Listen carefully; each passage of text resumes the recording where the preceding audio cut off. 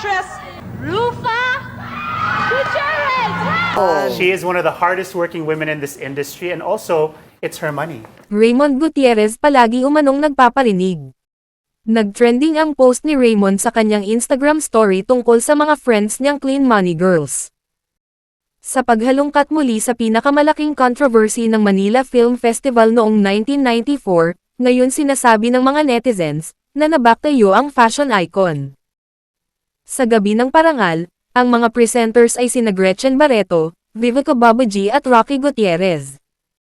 Habang binubuksan ang envelope, ang Mauritian beauty queen na si Vivica Babaji ang nagsabi ng sikat na linyang, take it kay Rocky, para pilitin itong basahin ang maling pangalan.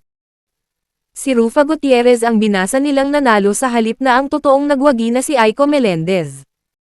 Ganoon din sa Best Actor category. Si Gabby Concepcion ang tinawag, pero si Edo Manzano talaga ang tunay na nanalo.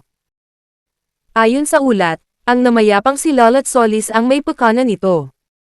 Si Gretchen Barreto din ang nagbanyag sa pandarayang naganap. Kitang-kita sa mukha ni Gretchen, ang pagkagulat, pagkalito at pagka-awkward sa sitwasyon. Ayaw umano niyang masangkot sa iskandalo, kaya binunyag niya ang tunay na nangyari, at pinaimbestigahan. Umakyat ang dating alkalde na si Mayor Lim, at sinabing may switching na naganap. Ayon sa balita, ay nauna nang lumabas sina Lolat Solis, Gabby Concepcion at Rufa Gutierrez sa venue dala-dala ang trophies.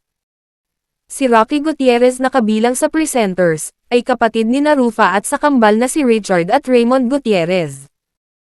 Kaya ayon sa ilang netizens, wala umanong karapatang magparatang, manlait at magparinig si Raymond, dahil kasabwat din ang pamilya niya dati sa iskandalo.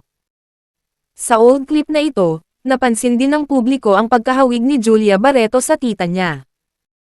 Kamukhang kamukha ni Gretchen si Julia sa kanyang kabataan. The 1994 Manila Film Festival Best Actress, Rufa Gutierrez.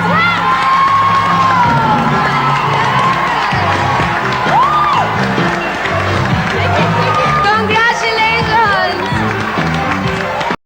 Ilang taon yun nang mapanood ang pinaka-controversial na MMFF Awards Night. Anong say nyo rito? Comment down below. A fashion journalist in Paris writes a scathing post about Heart Evangelista. Na-mention ang Pinay sa article ni Luis Pisano titled Can You Be Woke at Couture? An Existential Crisis Among the World's Richest Women.